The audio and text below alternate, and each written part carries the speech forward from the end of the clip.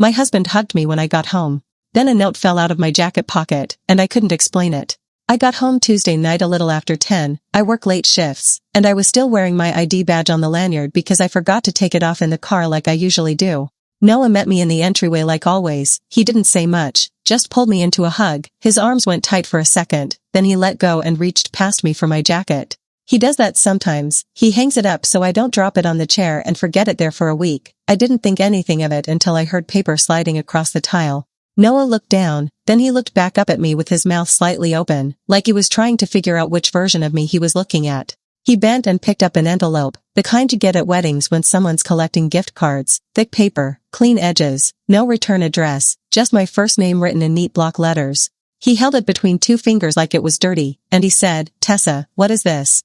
I had no idea. I said, "I don't know, where did that come from?" He didn't answer. He just slid one finger under the flap and pulled out 2 tickets and a folded note. He didn't read the note out loud, he just stared at it, then he flipped the tickets over and I saw what they were. 2 seats to a concert downtown this Friday, the kind of show Noah would actually like, with my name printed on the purchase email line that was stapled to the back. Noah's voice went flat. He said, "Were you planning to go with someone else, and just forgot to hide this?" I said, "Noah, I swear, I didn't buy those. I didn't even know that show was happening." He held the note up between us, and I saw the first line, "Can't wait to finally get you alone without him around." My face went hot, then cold, then hot again. My hand started shaking. I reached for it and Noah pulled back. He said, "Don't touch it, just tell me what this is, and why it was in your pocket." I told him the truth. I said, "I don't know how it got there. I don't know who wrote that. I'm telling you I didn't do anything." He stared at me for a long time, then he said, "You were wearing this jacket today." I said, "Yes." He said, "So someone put this in your pocket today." I said, "Maybe, I don't know, I don't have another explanation." His eyes got glassy and he blinked hard like he was trying not to. He said, "That doesn't sound real, Tessa, it just doesn't." I asked him to come sit down with me. I asked him to let me call my supervisor right then. I asked him to let me show him my bank app to prove I didn't buy the tickets, anything I could think of. He said, "I can't do this right now," and he walked into the bedroom and shut the door. I stood there in the entryway with my work boots still on, staring at the tickets on the counter like they were going to explain themselves. Noah slept in the bedroom, I slept on the couch. I heard him get up at some point in the night and go to the bathroom and not look at me when he walked past. In the morning he was already dressed when I came out. He had the envelope on the table with his laptop open like he'd been staring at it for hours. He said, "I called out of work, I'm not going in today." I said, "Okay." He said, "I need you to tell me everything, from the beginning, even if it makes you look bad." I said, "There is nothing, there's no beginning. I went to work, I did my shift, I came home, I hugged you, and that fell out of my jacket." He said, "Who at your job knows you're married?" I said, "Everybody, you've been to the holiday thing, you've picked me up before, I talk about you like a normal person." He asked if there was anyone who didn't like me, anyone I wrote up, anyone I got in trouble, anyone who seemed too interested, and I kept saying, "Not like that, not that I know of." He said, "I want to believe you, but I don't know how to ignore a note that literally says without him around." I asked him if he thought I wrote it, and he didn't answer, which hurt more than if he had just said yes. I left for work after that, and I barely made it through the day. I kept checking my phone waiting for a text from him, something normal, something that meant we were still us, but my phone stayed quiet. When I got home that night, the chain was on the door. Noah opened it just enough to hand me a small duffel bag. He said, "I booked you a room at the Cedar Grove Inn by the freeway. It's 2 nights. I paid for it. I just need a minute to think without looking at you and wondering." I felt my throat close up. I said, "Noah, please, I didn't do anything." He said, "Then prove it, because right now I have a note in your pocket and 2 tickets for Friday." I drove to the motel with the duffel bag on the passenger seat and the envelope in my head like it was taped to the windshield. I didn't sleep. I kept replaying the day in tiny clips, the break room, the time clock, the locker room, the hallway, the parking lot, the security gate, and every time I got to the end I hit the same wall. I didn't buy the tickets. I didn't write the note. I didn't even know it existed until it fell out in front of my husband. By day 2 Noah wasn't answering my calls. He texted once. It just said, "Don't come by the house. I'll reach out when I'm ready." I went into work anyway because I didn't know what else to do, and I probably looked as bad as I felt, because my supervisor, Mallory, stopped me before I even got to my station and asked what was going on. I told her I was having marriage trouble. I didn't give details, but I must have looked desperate because she asked, "Is this the kind of thing that could involve someone from here?" I said, "I don't know," and Mallory stared at me for a second, then she said, "Come to my office." When the door shut, she said, "Tell me what happened, the real version, and if you're lying I need to know that too."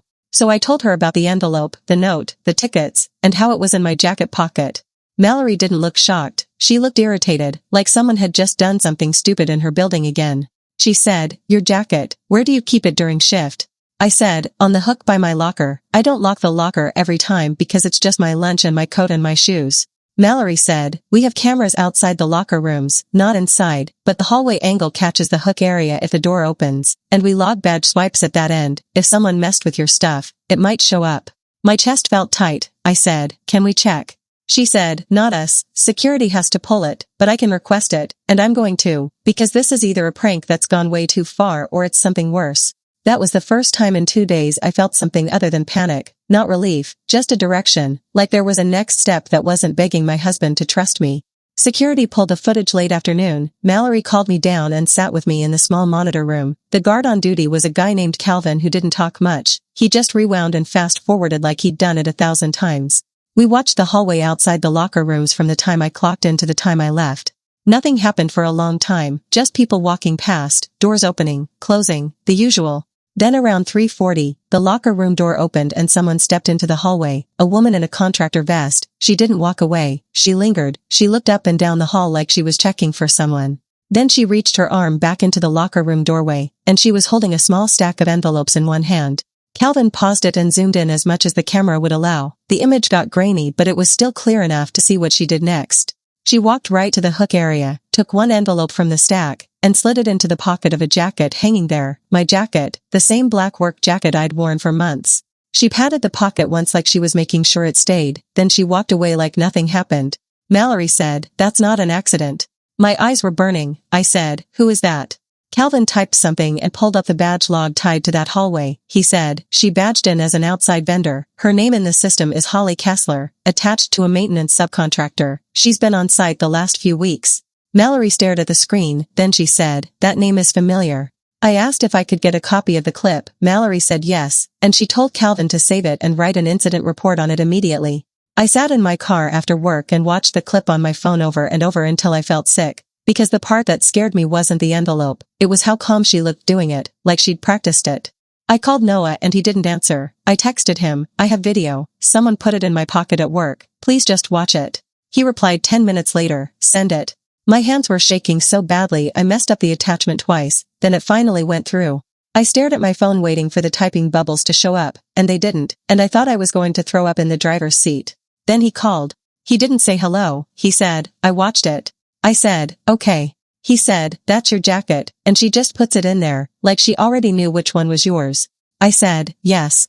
He was quiet for a few seconds, then he said, "I'm coming to get you, don't go back to the motel, stay in your car until I get there." I said, "Noah." He said, "I'm sorry," and his voice sounded like it hurt to say it. He said, "I'm sorry, I didn't know how to believe you without proof."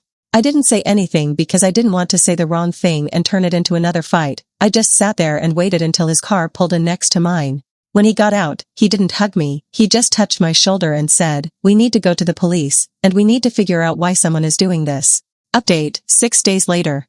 Noah and I went to the station the next morning with a video clip on a drive, the envelope in a plastic bag, and the tickets stapled to the note like we were bringing in something fragile. The officer who took the initial report was polite but rushed, like he'd heard every story possible and he didn't know where ours fit yet, but when he watched the clip his face changed. He said, "That's tampering, and if she accessed your stuff more than once it might also be harassment. You said she's a vendor on a secured site, right?" Mallory backed us up. She provided the badge records, and she told them the subcontractor name that Holly was linked to. Noah stayed calm in front of the officer, but in the car he kept saying, "She wanted me to think you were meeting someone Friday. She wanted me to confront you. She wanted you alone in a motel room. Why?" That question sat in our house like an extra person, because we were back home now, but it didn't feel normal. Noah was kind to me, but he kept watching the doors and windows like someone might show up. On day 3, my work called me and told me not to come in, paid leave until they completed a safety review. Mallory didn't sound angry, she sounded worried. She said, "We're also checking if she's been anywhere else on site, and if she's been requesting access to areas she doesn't belong in." Noah started checking our accounts, bank, email, phone logs, and he found something that made his face go pale.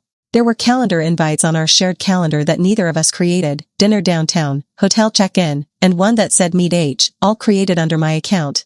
I told him I didn't put them there, and this time he didn't hesitate. He said, "I believe you, but that means someone got into your email or your calendar." We changed passwords on everything, we turned on two-factor, we signed out of all devices, and we thought that would be the end of it. That night Noah's phone buzzed and he looked at the screen and went still. He turned it toward me and it was a text from a number we didn't recognize. It said, "Ask her about Friday, she won't tell you the truth." Noah didn't reply, he just took a screenshot and handed the phone to me, and I felt my stomach drop because now it wasn't just planted paper, it was contact, it was someone watching our reactions. The detective assigned to the case, Detective Liao, came to our house the next day and asked to see both our phones. She wasn't a tech person, but she knew what to ask for, where we'd logged in, where we stored passwords, whether either of us had ever handed our phones to someone at work. I told her the only time I could remember leaving my phone unattended was during a safety training last month when I ran to the restroom and left it charging in the break room. Detective Liao wrote that down and said, "That's enough time for the wrong person to do the right kind of damage." She asked if we had cameras at home, we didn't, so she told us to get one for the front door and one that covered the driveway, and she told us to check the car for trackers. Noah and I went out with a flashlight that night, and we found a small round tracker stuck inside the rear bumper, tucked behind the plastic like someone knew where to put it. Noah held it in his palm like he didn't want it in the house. He said, "She knew where you parked, she knew when you came home, she knew you were at the motel." Detective Liao got a warrant after that, because the video plus the tracker plus the text message was enough to show a pattern. She told us they were going to pick Holly up for questioning and seize her devices. 2 days later, Detective Liao called and said, "We interviewed her. She denied everything until we showed her the video, then she asked for a lawyer. We also found burner phones in her bag when she came in. She told us to come to the station that afternoon because there was more." In the interview room she showed us photos, not from my phone, from Holly's phone, pictures of Noah walking into his school, pictures of me at the gas station near our house, pictures of our front door taken from across the street. Noah's jaw clenched and he said, "She followed me too." Detective Liao said, "Yes, and she had drafts of messages she planned to send from fake accounts, and she had receipts printed out for places you've never been. The tickets were part of a longer plan." I asked, "Why us, why me?" Detective Liao said, "That's the part we're still working on, but there is one thing, she isn't Holly Kessler. That vendor profile is tied to an identity that doesn't match the fingerprints we took today." She slid a printout across the table, a different name, different date of birth, and a photo that made my skin go cold because the hair and makeup were different, but the face was the same.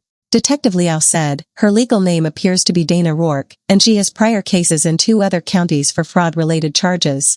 Noah asked what that had to do with me. And Detective Liao said, "It might not be personal, it might be a pattern. She targets households, causes conflict, and then uses the mess to steal access or money, but we're still verifying that." When we got home that evening, my mom called. She said she wanted to come over. I told her yes because I didn't want her hearing about it secondhand and spiraling. She showed up with a bag of groceries like she always does, and she tried to keep it light until she saw my face. I pulled up the still image from the hallway camera and said, "This is the woman who put the envelope in my pocket." My mom's whole body jerked like she'd been hit, then she started making this sound I hadn't heard since I was a kid, sharp, panicked breaths. Her hands went up to her mouth. She said, "No, no, no, not her." Noah said, "You know her." My mom shook her head hard, tears already on her cheeks. She said, "That's the woman from the credit union, the one who tried to take my account years ago." She sat in a chair and smiled at me while the teller told me my address was changed and my phone number was changed and I didn't know how it happened. I stared at her, because I knew about that. I knew she'd had fraud issues, but I never had a face to attach to it. My mom kept saying, "That's her, that's her." I remember her eyes, and then she started crying and said, "She's going to do it again. She's going to ruin you like she tried to ruin me." Noah put his hand on my mom's shoulder and said, "She's in custody, and there's a detective on it, and we have cameras now." My mom looked at me and said, "She picks families, Tessa, she picks a weak spot. She doesn't stop when you tell her no." Update, 13 days later. Detective Liao called early in the morning and asked Noah and me to come in. She said they had executed a search warrant on a storage unit connected to Dana Rourke and it changed the case. At the station she laid out what they found in a way that made it easy to understand and harder to breathe.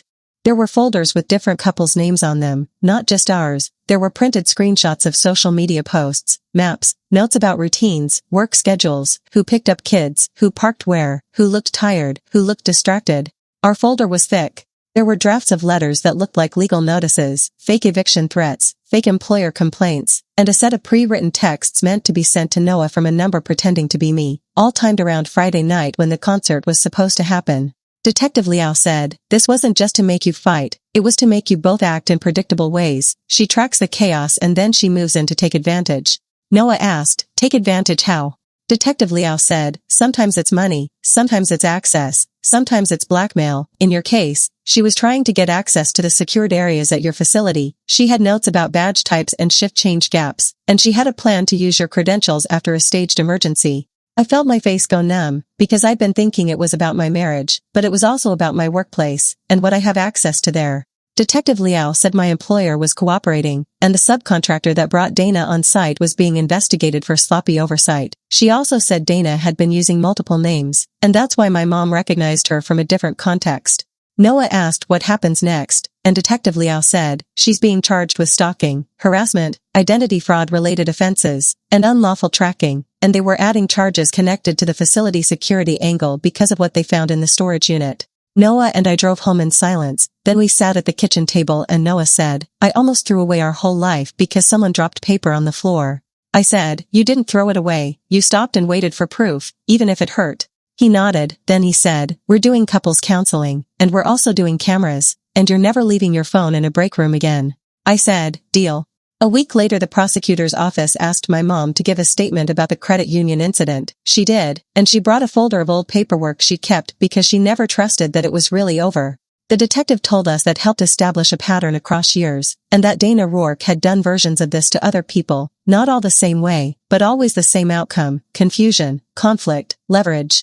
Dana took a plea deal before it went to trial. The prosecutor explained it to us in plain language: prison time, probation after, restitution, a no-contact order that covered both of us and my mom, and conditions that barred her from working on contracts tied to secured facilities.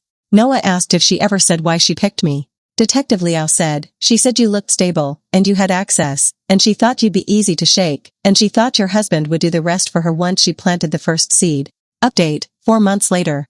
Dana Rourke was sentenced in October. I went with Noah and my mom. The courtroom was quiet. Dana didn't look at us much. She mostly stared at the table in front of her. The judge read the charges, the pattern across victims, the use of fake identities, and the fact that she placed a tracker on a vehicle and tampered with personal property to provoke conflict. The judge issued a long no-contact order, and Dana was sentenced to several years in state prison followed by supervised probation, and she was ordered to pay restitution tied to victims and investigative costs. My employer completed their review, the subcontractor was removed, access procedures changed, and I returned to work on a different shift for a while until everything felt normal again. Noah and I kept the cameras, we changed our routines, and we stopped sharing passwords the easy way. My mom checks her accounts every week now and she calls me if anything looks off. The concert tickets are still sealed in an evidence bag at the prosecutor's office, and Friday nights are quiet at our house again, which is exactly what both of us wanted in the first place.